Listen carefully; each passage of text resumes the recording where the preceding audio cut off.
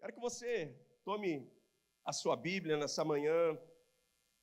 Eu quero deixar uma palavra ao seu coração, livro de Neemias, capítulo 8, versículo 10. O Espírito Santo trouxe um texto ao meu coração, uma temática ao meu coração. Eu quero essa manhã falar ao seu coração sobre a importância da alegria do Senhor para com as nossas vidas. A importância de Deus estar completamente satisfeito, aprovando aquilo que nós estamos vivendo nessa terra. Porque nós fomos chamados para que, assim como Deus, Ele abre os céus e libera uma palavra sobre Jesus Cristo, dizendo: esse é o meu Filho amado e o meu prazer está nele. E hoje Cristo vive através de cada um de nós. Então é muito importante que Deus tenha prazer e alegria em tudo aquilo que nós temos vivido nesse tempo. Neemias 8:10, ele declara: disse-lhes mais: ide, comei as gorduras e bebei as doçuras e enviai porções aos que não têm nada preparado para si, porque esse dia é consagrado ao nosso Senhor. Portanto, não vos entristeçais. Aqui tem essa parte do versículo, talvez seja mais conhecida. Porque a alegria do Senhor é a nossa força. Você pode levantar suas mãos aos céus e declarar isso bem forte. A alegria do Senhor é a nossa força. Mais forte, a alegria do Senhor é a nossa força. Amém? Mas veja o que o texto está dizendo. Não é a sua alegria que te faz forte. Eu já vi cristão dizer: a alegria do Senhor é a nossa força, se alegre. Não, o texto está dizendo que quando Deus está alegre, o povo dele é forte. Quando Deus está alegre, o povo dele é forte. E eu e você fomos chamados para gerar e trazer alegria ao coração do nosso Pai, do nosso Deus. E quando Ele se alegra conosco, nós nos fortalecemos. E há um capítulo inteiro na Bíblia dedicado a nos ensinar sobre como é importante que os céus estejam alegres conosco. Lucas, no capítulo 15 inteiro, o nosso Senhor Jesus Cristo nos ensina única e exclusivamente sobre uma temática. Eu sei que talvez nesse capítulo 15 nós já ouvimos pregações de diversas formas, mas a temática principal do capítulo 15 é nos ensinar a alegrar os céus, a alegrar o coração do Deus Todo-Poderoso. E eu quero, em primeiro lugar, te ensinar sobre a alegria do Filho. Porque o nosso Deus, Ele é uma trindade. O mesmo Deus que se manifesta de três formas. Um Deus que é o Deus Pai, um Deus que é o Deus Filho e um Deus que é o Deus Espírito. Então vamos aprender sobre a alegria do Filho. Lucas capítulo 15, versículo 1. Declara: e chegavam-se a ele todos os publicanos e pecadores para o ouvir. E os fariseus e os escribas murmuravam, dizendo: esse recebe pecadores e come com eles. E ele lhe propôs esta parábola, dizendo: que homem dentre vós, tendo 100 ovelhas e perdendo uma delas, não deixa no deserto as 99, e vai após a perdida até que venha a achá-la? E achando-a, a põe sobre os seus ombros, rejubilando. Olha a alegria. E chegando a casa, convoca os amigos e vizinhos, dizendo-lhes: alegrai-vos comigo, porque já achei a minha ovelha perdida. Digo-vos que assim haverá alegria no céu por um pecador que se arrepende, mais do que por 99 justos que não necessitam de arrependimento. Olha como a temática do texto é alegria, a júbilo. E o convite é: se alegrem comigo por essa ovelha perdida. Esse texto fala sobre o pastor, o bom pastor, que é o nosso Senhor Jesus, se alegrando por essa ovelha perdida, e o convite é: se alegrem comigo.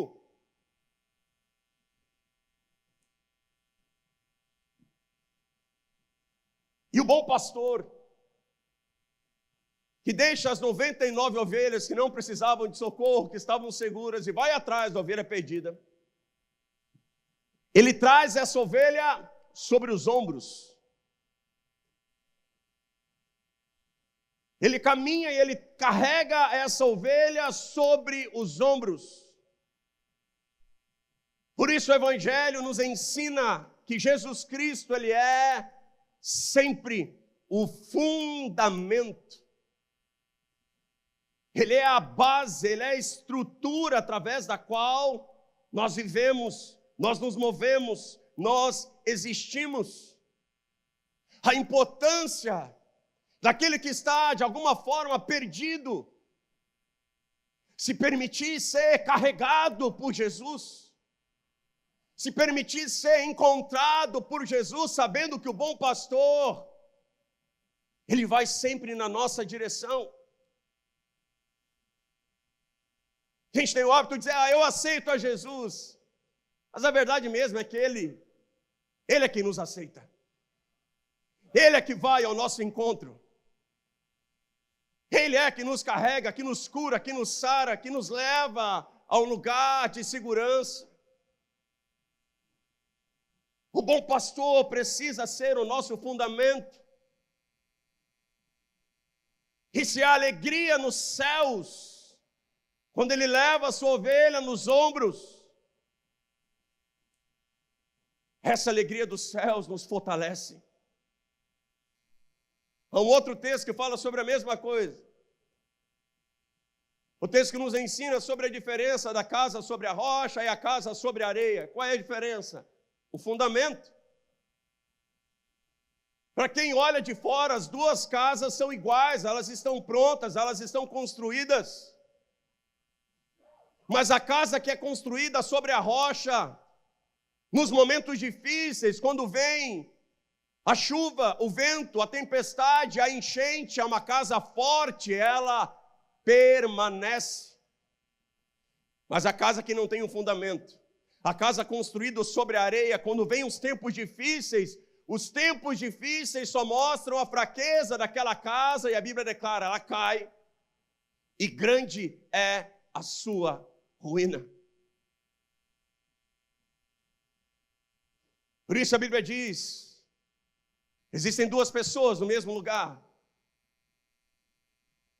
Jesus aprova uma e outra não. Uma será levada e a outra não. Uma recebe o favor de Deus e a outra não. Duas pessoas estão moendo no moinho. Uma é tocada, uma é levada, uma é arrebatada e a outra não. Duas pessoas estão na mesma casa. Porque visivelmente elas estão no mesmo lugar, mas a diferença é uma diferença de fundamento. O fundamento muitas vezes a gente não vê, a gente não percebe. E às vezes nós atribuímos lá como aquela pessoa, ela tem sorte. Como ela é forte, como ela é determinada, como ela é persistente. Nós atribuímos muitas vezes às pessoas essas qualidades, mas o que ela tem mesmo, que talvez uma outra pessoa não tenha, é o fundamento. Não há outro fundamento para levarmos uma vida cristã do que o nosso Senhor Jesus Cristo. E quando alguém estabelece esse fundamento, há uma alegria que vem dos céus, e essa alegria, quando o Senhor está alegre, Ele nos transforma em pessoas fortes. Deixa o bom pastor conduzir a sua vida, conduzir a sua casa, conduzir o seu casamento. Deixa Ele te colocar sobre os ombros. Nós gostamos muito daquele salmo que diz: o Senhor é o meu pastor e nada me... O Senhor é o meu pastor e nada me... Funciona se Ele é o seu pastor. Esse texto só funciona se Ele é o bom pastor. que tem cuidado e conduzido a sua vida. Temos vivido um tempo de fé em milagres, isso é maravilhoso. Mas a fé, ela é firme, ela é imutável quando ela está depositada em Jesus Cristo. E os milagres que temos vivido e como Deus tem liberado milagres em nosso meio nesses 40 dias, eles só são possíveis através do nosso Senhor Jesus Cristo.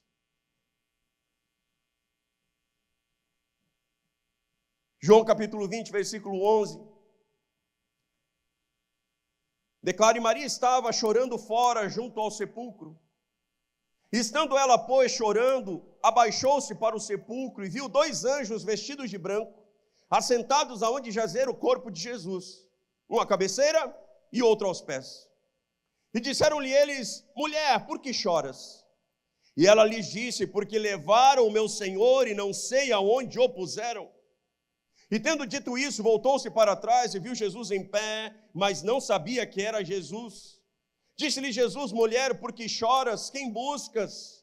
E ela, cuidando que era o jardineiro, disse-lhe: Senhor, se tu levaste, dize-me aonde o puseste, eu o levarei.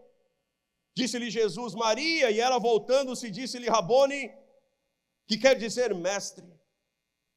Disse-lhe Jesus: não me detenhas, porque ainda não subi para o meu Pai. Mas vai para os meus irmãos e dize-lhes que eu subo para o Pai, vosso Pai, meu Deus e vosso Deus. Maria Madalena foi e anunciou aos discípulos que viram o Senhor e que lhe dissera isso. Essa mulher, Maria, nesse sepulcro, simboliza uma igreja que não tem agenda sem Jesus. Até aquele momento, a única consciência que a igreja tinha era: Jesus foi crucificado. E os discípulos continuavam reunidos, ainda havia unidade, comunhão, culto, palavra, ensino. Mas essa mulher vai até o sepulcro, e quando ela chega naquele sepulcro vazio, 2 anjos estão lá. E os 2 anjos começam a falar com Maria. E se você pegar para trás, tanto no Novo Testamento quanto no Velho, todas as vezes que um anjo falou com alguém, aquela pessoa ficou apavorada, em êxtase, alguns caíram quase como mortos, pois 2 anjos falam com aquela mulher. Mas ela não está preocupada com anjos, ela não está interessada nos anjos, ela só quer saber uma coisa: aonde está o meu Senhor? Aonde está o meu Jesus? Quando ela se vira, o homem começa a conversar com ela. Era Jesus, mas ela não sabia, ela pensava ser o jardineiro. E ela toma aquele jardineiro e diz: aonde você colocou o meu Jesus? E Jesus olha para ela e diz: filha, é isso. Agora você volta lá, procura os meus discípulos, procura a minha igreja. E diz que eu estou indo lá destronar o diabo, mas eu já volto para a gente dar continuidade na minha igreja. Essa mulher é usada para pregar para os apóstolos. Porque esta mulher simboliza uma igreja que não tem agenda sem Cristo, não tem vida sem Cristo, não tem fundamento sem Cristo. Não tem outra razão para prosseguir a não ser Jesus Cristo.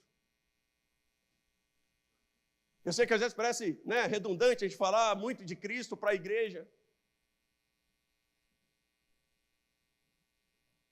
Mas aceitá-lo como Senhor e Salvador é uma tarefa diária para cada um de nós.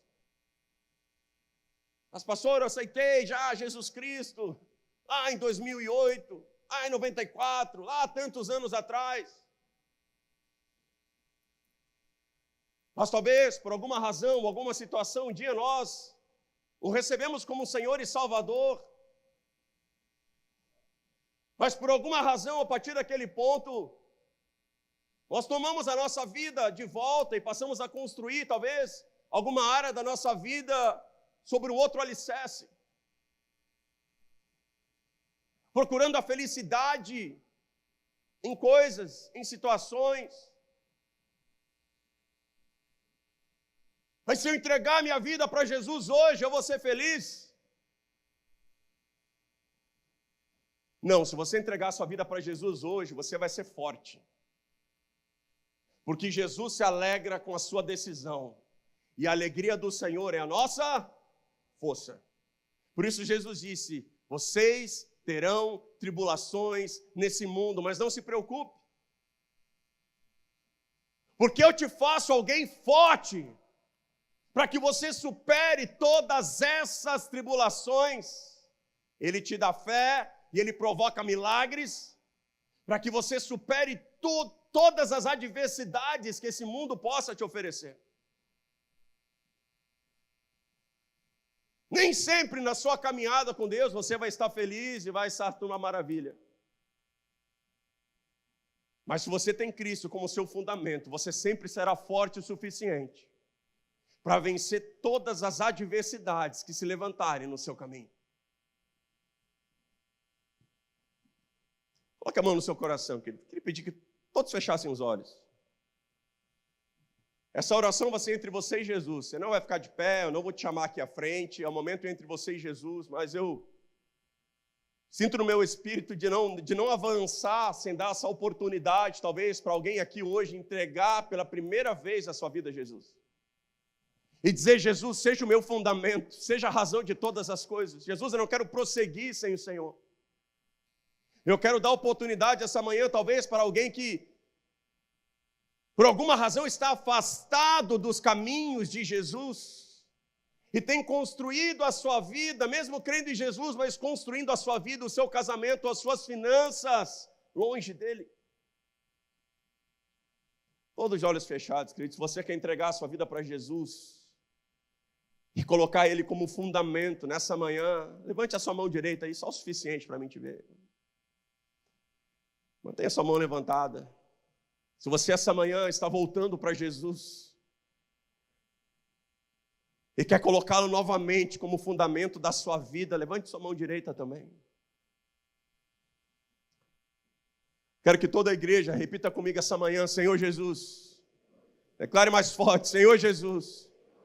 Nessa manhã, eu te recebo como meu Senhor e Salvador. Eu te recebo como fundamento da minha vida. Amém, queridos? Como você não vai ser consolidado nesse momento, vou pedir que coloquem aqui na tela. Tem um contato aqui, esse é o nosso telefone de WhatsApp. Você que fez essa oração pela primeira vez, ou está voltando para os caminhos do Senhor, nós queremos te conhecer, queremos te servir, queremos contar contigo, queremos orar pela sua vida. Então bate uma foto aí, ou anota esse contato na agenda do seu telefone. Mas saiba que não há decisão mais importante da sua vida, porque essa decisão vai te dar força para prosseguir. Paulo diz, por acaso aquilo que você começou no Espírito, em Cristo, você vai terminar de outra forma? Paulo diz, é por essa razão que muitos têm naufragado na fé. O que é o naufrágio? Antes de chegar no destino, por alguma fraqueza do navio, o navio afunda no meio do caminho. E há pessoas que têm se desestimulado, enfraquecido, desistido da sua caminhada com Deus, porque no meio do caminho, por alguma razão, Jesus Cristo deixou de ser o motivo de todas as coisas. E eu sei que Deus está aqui essa manhã para fortalecer aqueles que têm Cristo como seu fundamento. Agora voltamos lá para Lucas 15, da onde nós paramos a leitura. Versículo 8 agora. Ou qual a mulher que tendo 10 dracmas, se perder uma dracma, não acende a candeia, varre a casa e busca com diligência até a achar, e achando-a, convoca as amigas e vizinhas dizendo, alegrai-vos comigo, porque já achei a dracma perdida. Assim vos digo, que há alegria diante dos anjos de Deus por um pecador que se arrepende.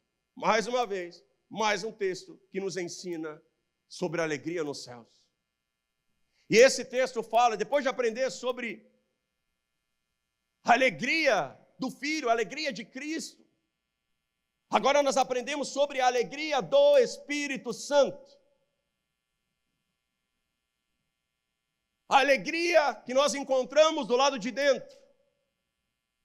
Quando essa dracma é perdida, não é procurada uma outra dracma do lado de fora. Porque existem coisas que a gente precisa resolver, é por dentro. É de dentro para fora. Você é o templo do Espírito Santo. Quando o Espírito Santo flui em nós como igreja, ele flui, ele não entra pela porta, ele não entra pela janela, ele flui de dentro de nós. Cristo declarou, não acredite quando alguém disser, o reino de Deus está lá naquele endereço, o reino de Deus está lá naquela denominação. Cristo declarou, o reino de Deus ele é invisível, e ele está dentro de vós.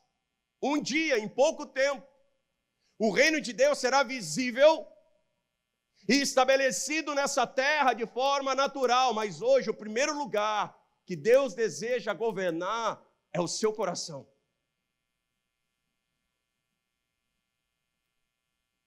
E esta mulher que perde a dracma, ela fecha a sua casa, ela acende a luz. E ela não para até que ela encontre o que estava procurando. Isso fala sobre iluminação, sobre procurar tesouros que estão dentro de nós, respostas que estão dentro de nós. A Bíblia diz, a unção, a presença do Espírito Santo nos ensina todas as coisas. E o Espírito Santo trata com pessoas aqui essa manhã. Você está procurando as respostas certas nos lugares errados. Dentro de você está o Deus que sabe e pode todas as coisas. E você está procurando as respostas certas nos lugares errados. É uma história que conta de um bêbado que estava na rua, embaixo de um poste, procurando a sua carteira. E aí passa uma pessoa e diz, o que você está procurando? Ele diz, a minha carteira. Não, eu vou te ajudar. E passa outra pessoa, o que você está procurando? A minha carteira. E ele junta 2, 3, 4 pessoas procurando a carteira do bêbado. Passado meia hora, alguém olha para o bêbado e diz, você tem certeza que você perdeu aqui? Ele diz, não, eu perdi lá atrás, num beco escuro. Mas é que aqui tem luz, embaixo do poste tem luz, então é mais fácil procurar aqui. E há pessoas que têm procurado as respostas em lugares fáceis, mas que nunca vão te saciar. Jesus olha para a samaritana e diz, filha, se você soubesse quem está falando com você, você não lhe pediria nada de fora, você lhe pediria a água viva. E dentro de você teria uma fonte que jorraria para a vida eterna. Uma mulher que estava procurando as respostas no marido, no casamento. E há pessoas que casam achando que a sua resposta está no cônjuge. Que a sua alegria está no cônjuge. Que o sentido da sua vida está no cônjuge. O sentido da sua vida está em Deus.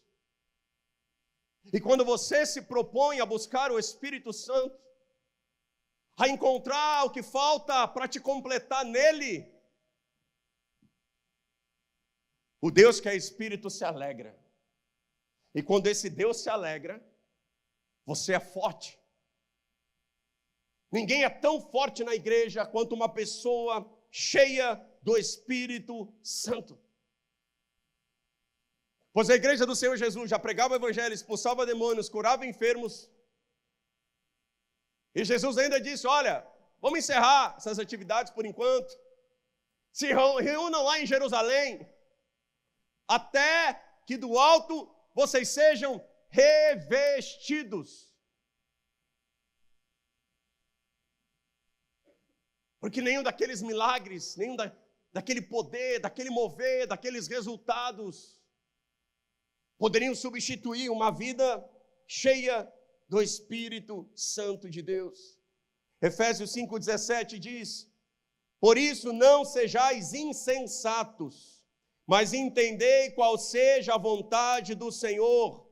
Não vos embriagueis com vinho em que há dissolução, mas enchei-vos do Espírito.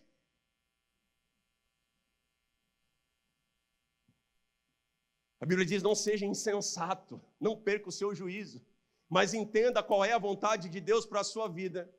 E o texto declara que existe uma alegria passageira que vem do mundo, que vem do vinho, que vem das coisas naturais. Mas existe uma alegria permanente que vem do Espírito Santo. Que vem do Espírito Santo. Eu não sei você, mas quando a unção está sobre mim, a gente sabe quando está sendo ungido, quando está sendo tocado, quando está sendo visitado pelo Espírito Santo. Aí eu entendo quando a Bíblia diz que a tristeza tem que saltar de alegria, porque aquilo nos completa, aquilo nos envolve, aquilo nos alegra, aquilo nos fortalece de uma forma tão extraordinária. Uma pessoa cheia do Espírito Santo, ela está pronta para tudo. Ela se sente invencível. E Deus se alegra quando um homem e uma mulher nessa terra busca estar completo no Espírito Santo. Porque Davi era o homem segundo o coração de Deus. Porque Davi foi o primeiro homem que fez essa oração na história. Ele dizia, Deus, crie em mim um espírito inabalável que não se abale com o meu pecado. Por isso a estrela de Davi são dois triângulos que se encaixam, o Espírito de Deus e o Espírito do homem que se unem. Davi dizia, Deus, é isso que eu quero. Porque Saul foi rejeitado, porque Saul queria um trono inabalável. A alegria de Saul estava naquela posição, estava naquele trono, estava naquele reinado. Se tirasse o trono, não sobrava nada. Pois Davi estava completo atrás das ovelhas. Davi estava completo lutando com Golias. Davi estava completo sentado no trono. Davi estava completo na caverna de Adulão. Porque o prazer dele estava no Espírito Santo de Deus. E a Bíblia diz que esse toque do Espírito, ele é um toque de alegria. Nós sentimos a alegria do Senhor quando alguém tem prazer no habitar dele dentro de nós. Hebreus 1:9 diz, amaste a justiça e odiaste a iniquidade, por isso Deus, o teu Deus, te ungiu com óleo de alegria.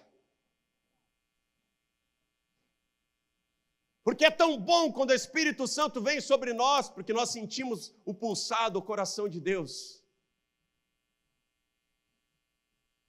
Sentimos a alegria que está no Deus Todo-Poderoso, quando alguém diz, o Senhor é desejado.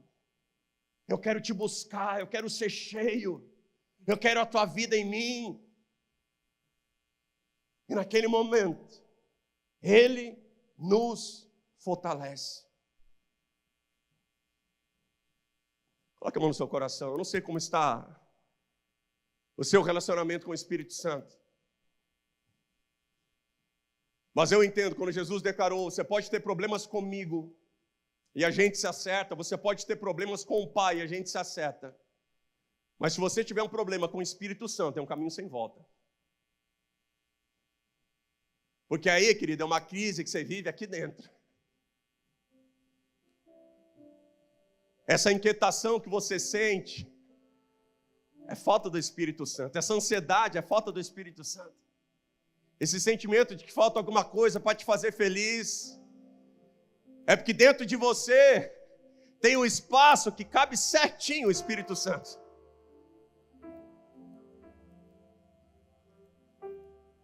Eu te convido a orar por isso essa manhã. Espírito Santo, vem me completar, vem me encher, vem me tocar. Espírito Santo, nós oramos essa manhã, porque eu sinto, Senhor, que muitos de nós chegaram aqui com esse sentimento de falta. E muitos de nós já oramos desde que nós chegamos aqui por coisas, por valores, pensando, se isso aconteceu, eu vou ser feliz. Se isso acontecer, minha vida resolve. Se isso acontecer, eu vou ficar em paz. Não vai. Porque só o Senhor nos completa.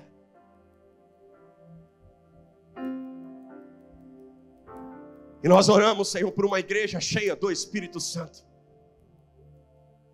Uma igreja que vive fé e milagres, porque é cheia do Espírito Santo. Uma igreja rica em dons, rica em favor, em discernimento, em profecia, em línguas estranhas, em palavra de conhecimento. Uma igreja que se move na tua presença. Uma igreja que sabe quando está ungida pelo Senhor. E uma igreja que sabe, opa, está faltando algo. Eu vou acender a luz aqui dentro e eu vou procurar estar completo novamente. Uma igreja que não pode prosseguir sem a tua presença.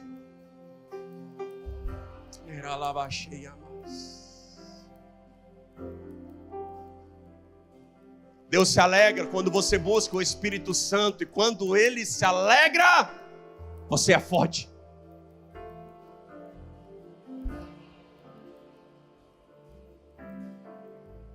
E eu encerro com isso.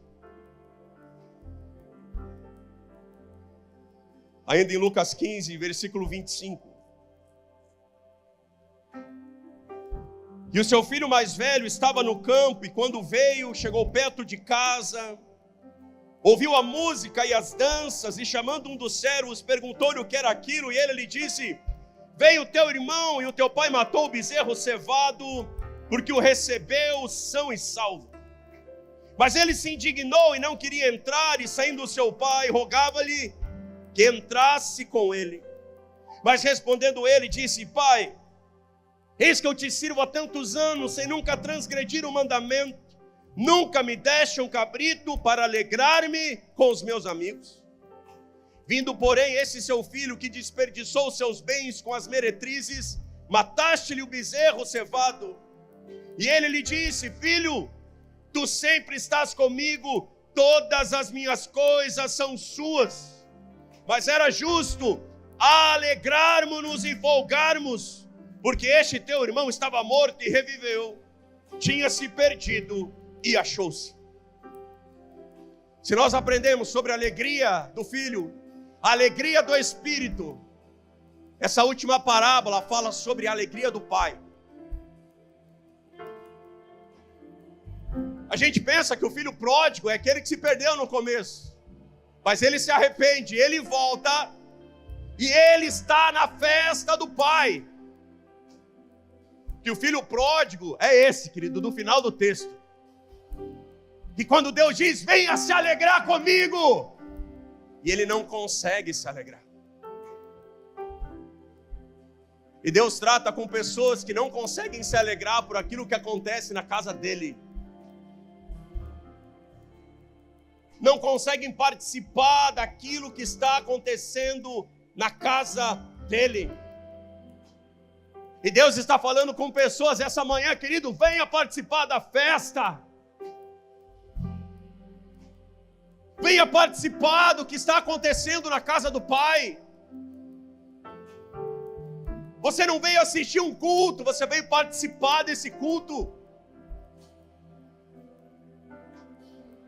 Viemos prestar esse culto. Desde quem está manobrando os carros no estacionamento, quem te deu as boas-vindas, quem está dando aula para as crianças, quem preparou um café lá na cozinha, quem está cuidando da iluminação, do som, da transmissão. Nós estamos participando de uma grande festa na casa do Pai, porque um dia nós estávamos mortos e hoje estamos vivos, porque pessoas entraram mortas aqui essa manhã e você vai sair vivo. Por isso o texto de Neemias pega o povo em um momento de tristeza, e Neemias diz: querido, se alegra, bota comida na mesa, levanta o necessitado, porque nós não temos o direito de estar triste em um lugar onde Deus está alegre. E os céus estão em festa, porque nós estamos aqui. E Deus está tratando com pessoas, querido, vem para a festa.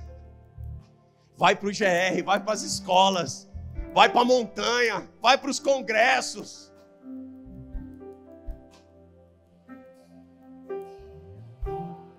Eu amo a igreja que Deus me colocou, querido, e eu amo estar em tudo. Essa semana eu arrumei o GR para ir. Quer falar alguma coisa, pastor? Não, eu estou aqui só pela alegria. O de jovens, estava lá.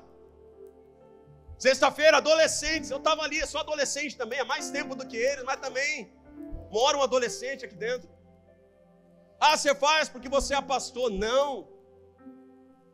Entreguei minha vida para Jesus em 2008. Domingo tinha 2 cultos, eu estava nos 2. Segunda tinha escola, eu estava na escola. Terça tinha GR, eu estava no GR. Quarta-feira eu vim ajudar nas escolas, que era outra turma. Quinta-feira, culto da Vitória, eu estava aqui. Sexta-feira eu cuidava da minha família, porque família também é ministério. E sábado eu vinha para os jovens, pronto. Que naquela época não tinha adolescente na sexta, senão era a semana inteira. Posso te dizer, melhor decisão da minha vida. Foi fácil? Não, mas isso me fez forte, muito forte. Porque quando Deus se alegrava de que o filho dele estava participando do que ele estava movendo na casa dele, a alegria do Senhor me fortalecia. Tá fraco, querido? Vem para a festa.